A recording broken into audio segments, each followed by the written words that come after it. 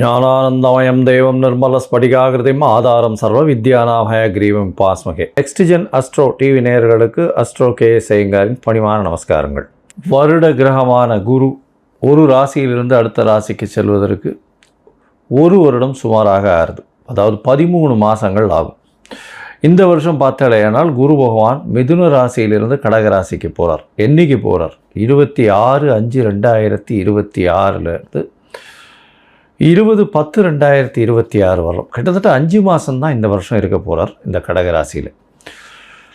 குரு பகவான் என்று சொன்னாலே அவர் அதீத சுபர். அவர் பார்த்த இடம் மிகப்பெரிய ஏற்றத்தை கொடுக்கும், இருக்கிற இடமும் மிகப்பெரிய ஏற்றத்தை கொடுக்கும். குரு பகவான் பார்த்தாலும் சரி இருந்தாலும் சரி அந்த இடம் மிகப்பெரிய வளமை பெறும், ஏற்றம் பெறும். அதனால் குரு பகவான் லக்னத்திலே இருந்தார்னா திக்பலம்னு சொல்லக்கூடியது. அதனால் எந்த லக்னமாக இருந்தாலும் குரு பகவான் லக்னத்தில் இருப்பாரே, ஆனால் அவர் நேர்மையானவராக இருக்கக்கூடிய வாய்ப்புகள் மிகவும் அதிகம்.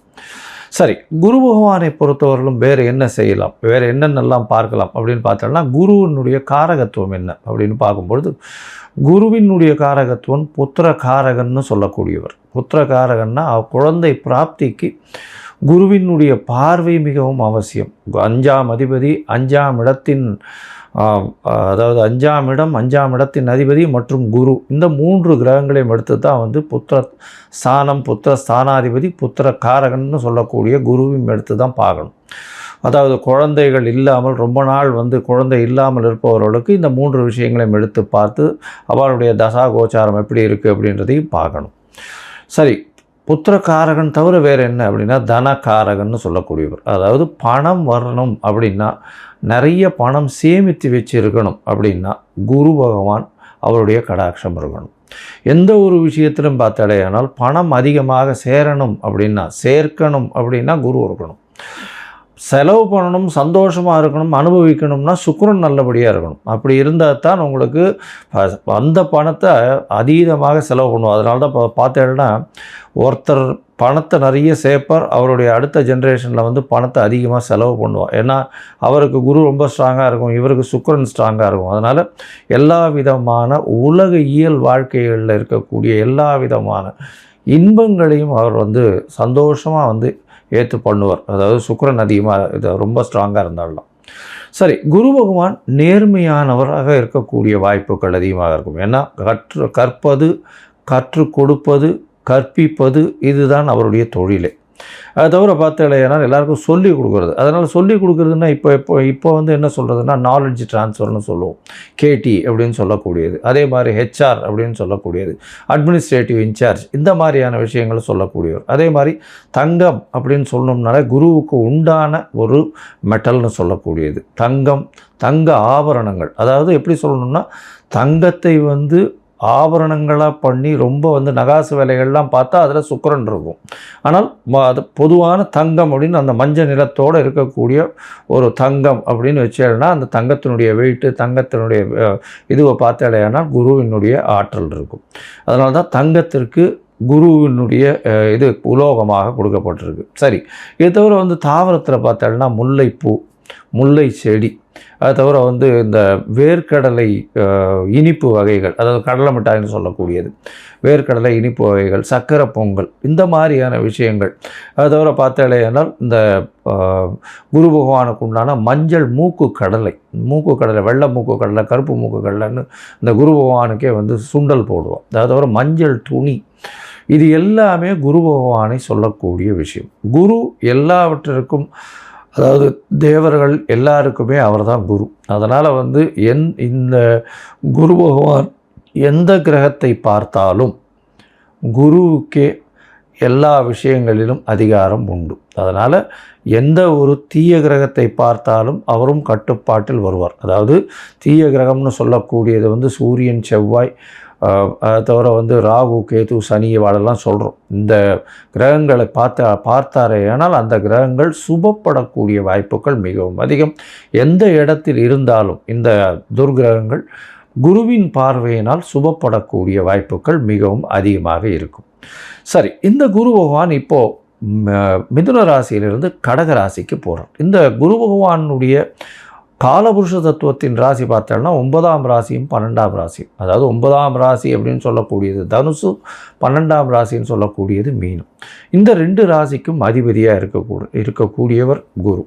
இந்த குரு பகவான் கடகத்தில் உச்சம் பெறுறார். கடகத்தில் உச்சம் பெறக்கூடியவர் குரு பகவான். இதில் என்ன ஒரு பெரிய விசேஷம் அப்படின்னா, குரு பகவான் 9ஆம் இடத்துல வந்து அதாவது உங்களுக்கு படிப்பு, அதை தவிர வெளிநாடு போய் படிப்பு, மேற்படிப்பு, இது எல்லாமே வந்து குரு பகவானால் நல்லபடியாக ஆசீர்வதிக்கப்பட்டால் மட்டுமே உங்களுக்கு கிடைக்கும்.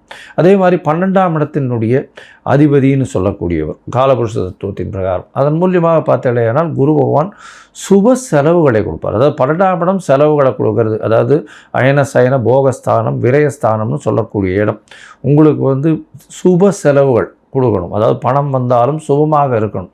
அதை தவிர வெளிநாட்டில் போய் உங்களுக்கு வந்து அங்கேயே இருந்து பிஆர், அதை தவிர வந்து பர்மனெண்ட் ரெசிடென்ஷிப், அதை தவிர இந்த க்ரீன் கார்டு, இந்த மாதிரியான விஷயங்கள், H1B இதெல்லாம் வாங்கி அங்கேயே பர்மனெண்ட்டாக செட்டில் ஆகக்கூடிய பாக்கியத்தையும் உங்களுக்கு குரு பகவான் 12ஆம் இடத்துல இருந்தாலும் சரி, 8ஆம் இடத்திலிருந்து 12ஆம் இடத்தில் பார்த்தாலும் உங்களுக்கு அந்த வாய்ப்பினை நிச்சயமாக கொடுப்பார்.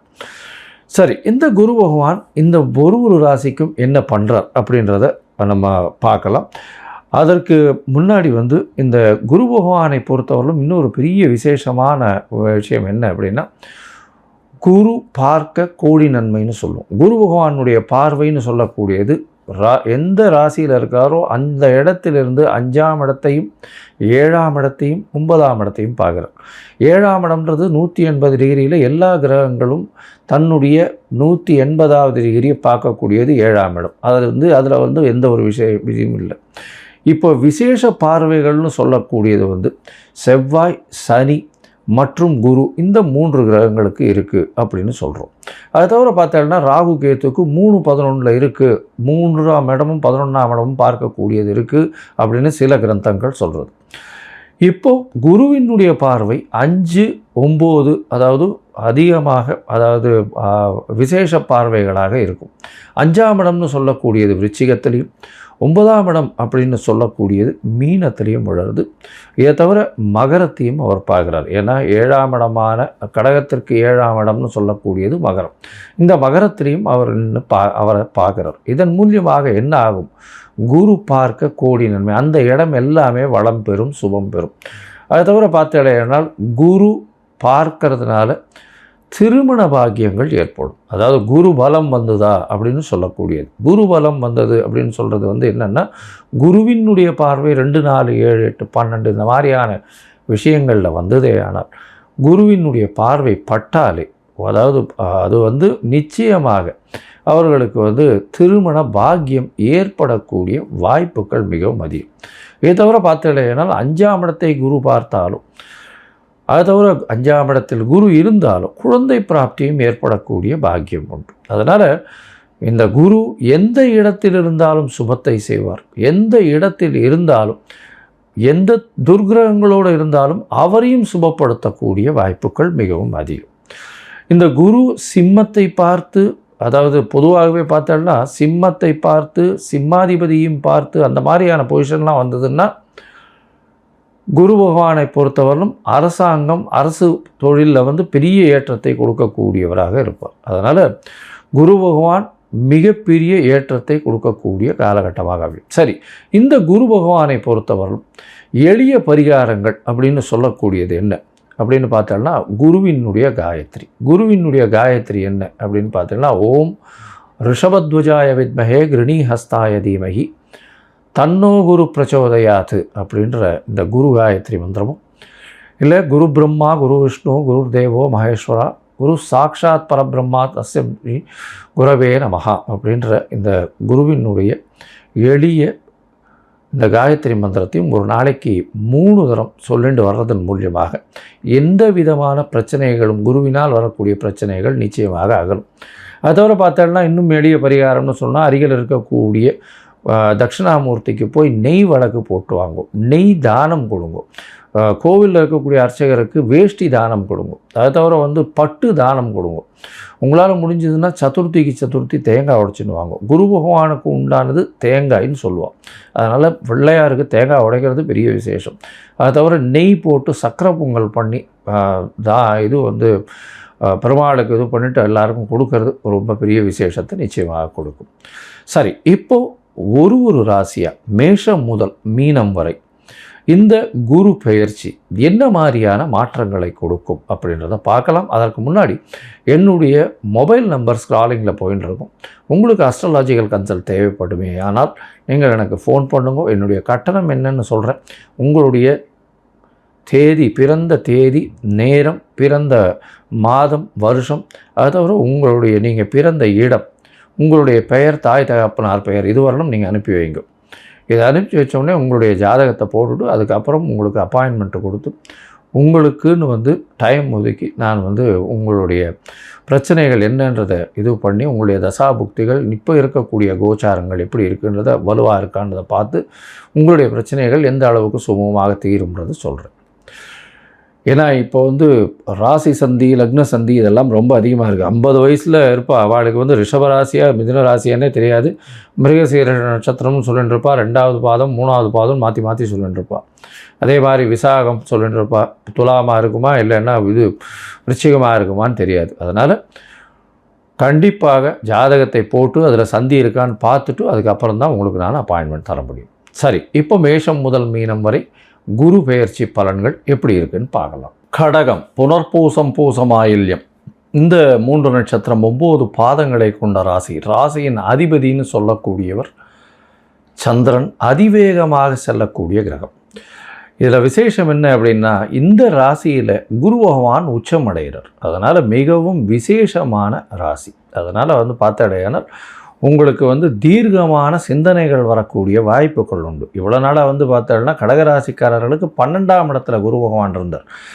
அதனால் பார்த்தோம்னா சில சமயம் அதாவது நல்ல ஒரு செலவுகள், அதாவது சுப செலவுகள் நடக்கும். இருந்தாலும் குரு 12ஆம் இடத்துல மறையிறதன் மூலியமாக நல்ல ஏற்றத்தை கொடுக்காது. இப்போ பார்த்தோம்னா உங்களுக்கு ராசியிலேயே இருக்கார். அதீதமான சிந்தனைகள், தீர்க்கமான சிந்தனைகள் வரக்கூடிய வாய்ப்புகள் உண்டு. எது எடுத்தாலும் நீங்கள் சொல்கிறது நிச்சயமாக பலிக்கக்கூடிய, உங்களுடைய பேச்சுக்களை நிச்சயமாக கேட்கக்கூடிய அளவில் மக்கள் இருப்பார்கள். யாராக இருந்தாலும் சரி, உங்களுடைய பேச்சில் நல்ல ஒரு ஏற்றம் இருக்கும். தீர்க்கமான சிந்தனைகள் இருக்கக்கூடிய வாய்ப்புகள் உண்டு. எந்த ஒரு விஷயமும் நல்ல ஒரு வெற்றியை கொடுக்கக்கூடிய வாய்ப்புகள் இந்த கடகராசிக்காரர்களுக்கு இந்த காலகட்டத்தில் உண்டு. உங்களுடைய ராசிக்கு பார்த்தலையானால் கடகராசிக்காரர்களுக்கு குரு பகவான் 26/5/2026 வரார். 20/10/2026 வரலும் உங்களுடைய ராசியில் இருக்கார். இந்த காலகட்டத்தில் பார்த்தோம்னா உங்களுடைய ராசிக்கு 5ஆம் இடம், 7ஆம் இடம், 9ஆம் இடம்னு 3 இடத்தையும் பார்க்குறார். 5ஆம் இடம்னு சொல்லக்கூடியது விருச்சிகம், 7ஆம் இடம்னு சொல்லக்கூடியது மகரம், 9ஆம் இடம்னு சொல்லக்கூடியது மீனம். இந்த 3 இடத்தையும் பார்க்குறார். உங்களுடைய பூர்வ புத்திரஸ்தானம், பூர்வ ஜென்ம புத்திரஸ்தானம் எல்லாமே நல்லபடியாக நல்ல வலுப்பெறக்கூடிய வாய்ப்புகள் நிச்சயமாக உண்டு. 5ஆம் இடத்தை குரு பகவான் பார்க்குறார் அப்படின்னா குழந்தை பிராப்தி ஏற்படக்கூடிய வாய்ப்புகள் உண்டு. இவ்வளோ நாளாக குழந்தை பாக்கியம் இல்லாதவர்களுக்கு இந்த காலகட்டத்தில் நிச்சயமாக குழந்தை பாக்கியம் ஏற்படக்கூடிய வாய்ப்புகள் இந்த காலகட்டத்தில் உண்டு. உங்களுக்கு பதவி, புகழ், அந்தஸ்து, கௌரவம் எல்லாமே தேடி வரக்கூடிய வாய்ப்புகள் உண்டு. ஆனால் உங்களுடைய ராசியிலேயே ஜென்மத்தில் குரு இருக்கிறதுனால ரொம்ப ப்ரெஷர் இருக்கக்கூடிய வாய்ப்பு, இருக்கிற இடத்த விட்டு நிறைய மூவ் பண்ண வேண்டியதாக இருக்கும். அலைச்சல் கொஞ்சம் அதிகமாக இருக்க வேண்டிய காலகட்டமாக இருக்கும். எல்லா விஷயத்துக்கும் நீங்களே போக வேண்டிய கட்டாயங்கள் ஏற்படக்கூடிய வாய்ப்புகள் உண்டு. 5ஆம் இடத்தை பார்க்கக்கூடிய குரு குழந்தைகள் மூலியமாக பெருமைகளை சேர்க்கக்கூடிய வாய்ப்பும், உங்களுக்கு குழந்தை பாக்கியம் ஏற்படக்கூடிய வாய்ப்பும், புதிய பதவி, புகழ், அந்தஸ்து, கௌரவம் இதெல்லாம் வரக்கூடிய வாய்ப்புகள் நிச்சயமாக உண்டு. ராசிக்கு 7ஆம் இடத்தை குரு பார்க்குறார். அதனால் பார்ட்னர்ஷிப் தொழிலில் நல்ல ஒரு வெற்றி இருக்கும். அதாவது உங்களுக்கு எதிர்த்த மாதிரி இருக்கிறவங்க அத்தனை பேரும் உங்களிடம் சரணாகதி அடையக்கூடிய வாய்ப்புகள் நிச்சயமாக உண்டு. பார்ட்னர்கள் மூலியமாக நல்ல ஒரு ஏற்றம் கிடைக்கக்கூடிய வாய்ப்புகள் இந்த காலகட்டத்தில் நிச்சயமாக நடக்கும். 7ஆம் இடத்தை பார்க்கறதுனால திருமண பாக்கியங்கள் இந்த காலகட்டத்தில் நிச்சயமாக உண்டு. பார்ட்னர்ஷிப் தொழிலில் அதீதமான வெற்றிகள் கிடைக்கக்கூடிய வாய்ப்புகள் உண்டு. ராசிக்கு 9ஆம் இடத்தையும் குரு பார்க்குறார். 9ஆம் இடத்துல சனி பகவான் ஏற்கனவே இருக்கார். அவரே 7ஆம் அதிபதி அப்படின்றதுனால பார்ட்னர்ஷிப் தொழிலெல்லாம் பெரிய வெற்றியை கொடுக்கக்கூடிய காலகட்டமாக இந்த காலகட்டம் அமைய போகிறது. தந்தையின் உடல்நிலையில் நல்ல ஒரு ஏற்றம் இருக்கும். தந்தையின் சொத்துக்கள் சேரக்கூடிய வாய்ப்பு, தந்தை மூலியமாக ஆதாயங்கள் வரக்கூடிய வாய்ப்பு, வெளிநாடு வெளியூர் சென்று படிக்கக்கூடிய வாய்ப்புகள் இந்த காலகட்டத்தில் நிச்சயமாக அமையும். உங்களுடைய ராசிக்கு பார்த்தோன்னா 9ஆம் இடம் வந்து குருவின் பார்வையில் இருக்கிறதும், அவரே 7ஆம் அதிபதி, அதாவது சனி பகவானே 7ஆம் அதிபதி, அவர் 9ஆம் இடத்துல இருக்கிறதுனாலையும் கண்டிப்பாக பார்ட்னர்ஷிப் தொழில்கள் எல்லாம் வந்து அதீதமான லாபத்தை கொடுக்கக்கூடிய காலகட்டமாக இந்த காலகட்டம் அமைய போகிறது. சரி, மொத்தத்தில் பார்க்கும்பொழுது கடகராசிக்காரர்களுக்கு ஏற்றமான காலமாகவே இருக்குது. ஏற்றமான காலம்னா தீர்க்கமான முடிவுகள். இவ்வளோ நாளாக மனசில் கிளேசங்கள் அதிகமாக இருந்திருக்கும், சரியான முடிவுகள் எடுக்க முடியாத நிலைமையாக இருந்திருக்கும். இப்போ வந்து தீர்க்கமான முடிவுகள் அதிகமாக இருக்கும், அலைச்சல் கொஞ்சம் அதிகமாக இருக்கும். அதாவது எந்த ஒரு விஷயத்துக்கும் நீங்களே முடிவெடுக்க வேண்டிய கட்டாயத்திற்கு தள்ளப்படுவீங்க. உங்களுடைய முடிவுகளும் சீரான முடிவுகளாக இருக்கக்கூடிய வாய்ப்புகள் உண்டு. உங்களுடைய ராசிக்கு 5ஆம் இடத்தை குரு பார்க்கறதுனால கண்டிப்பாக குழந்தை பிராப்தி ஏற்படக்கூடிய பாக்கியம் இந்த காலகட்டத்தில் உண்டு. அது தவிர குழந்தைகள் மூலியமாக நல்ல ஒரு பெருமை வரக்கூடிய பெருமை சேர்ந்த ஒரு நல்ல விஷயங்கள் வரக்கூடிய வாய்ப்பு, உங்களுக்கு பதவி புகழ் அந்தஸ்து கௌரவம்லாம் வரக்கூடிய வாய்ப்பு இந்த காலகட்டத்தில் நிச்சயமாக ஏற்படும்.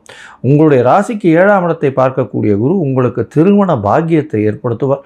எதிர்பாலினத்தவர் மூலியமாக நல்ல ஒரு ஏற்றம். இவ்வளோ நாளாக திருமணத்திற்கு பார்த்து தட்டி கொண்டே போயிருக்கும். 12ஆம் இடத்துல குரு இருக்கும் பொழுது திருமண பாக்கியம் ஏற்பட்டிருக்காது. ஆடவருக்கோ பெண்டிற்கோ பார்த்தோம்னா திருமணம் தட்டின்றே இருந்திருக்கும் ஏதோ ஒரு விஷயத்தினால. இப்போது 26/5/2026 கண்டிப்பாக திருமண பாக்கியம் ஏற்படும். இந்த 6 மாதத்துக்குள்ளே உங்களுக்கு கல்யாணம், அதாவது 5 மாதத்துக்குள்ளே கல்யாணம் நிச்சயமாக நிச்சயதார்த்தம் நிச்சயமாக நடந்தேறக்கூடிய வாய்ப்புகள் மிகவும் அதிகமாக இருக்குது. இந்த காலகட்டத்தில் எதிர்பாலினத்தவர் மூலியமாக நல்ல ஒரு ஏற்றம் இருக்கக்கூடிய வாய்ப்பு. அதை தவிர பார்ட்னர்ஷிப் பிஸ்னஸ் எது எடுத்தாலும் அதில் வெற்றி பெறக்கூடிய வாய்ப்புகள் இந்த காலகட்டத்தில் நிச்சயமாக இருக்குது. பார்ட்னர்ஷிப் பிஸ்னஸில் அதீதமான லாபங்கள் வரக்கூடிய வாய்ப்புகள் உண்டு. உங்களுடைய ராசிக்கு பார்த்தோம்னா வெளிநாடு சென்று படிக்கக்கூடிய யோகமும் இருக்குது. ஏன்னா 9ஆம் இடத்தை வந்து குருவே பார்க்குறார் தன்னோட வீட்டை. வெளிநாடு போய் படிக்கக்கூடிய யோகங்கள். அதை தவிர வந்து எதிர்பாலினத்தவர் மூலியமாக நல்ல ஒரு ஏற்றம் கிடைக்கக்கூடிய வாய்ப்பு. உங்களுடைய எதிர்பாலினத்தவர் மூலியமாக நல்ல ஒரு ஏற்றம் இருக்கக்கூடிய காலகட்டமாக இந்த காலகட்டம் அமையிறது.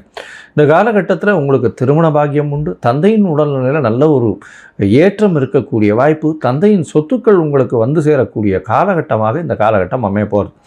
இந்த காலகட்டத்தில் ஒருவேளை உங்களுடைய தசாபுக்தி அந்தரம் சூக்ஷ்மம் அந்த அளவுக்கு விசேஷமாக இல்லை அப்படின்னா, நீங்கள் அருகில் இருக்கக்கூடிய தென்குடி திட்டை அப்படின்ற தட்சிணாமூர்த்தி கோவில், அதாவது குரு பகவானுடைய கோவிலுக்கு போயிட்டு வாங்கும் இந்த காலகட்டத்தில். அதாவது 26/5/2026 20/10/2026 வரலும் உண்டான காலகட்டத்தில் ஒரு தரம் போயிட்டு வாங்கும்.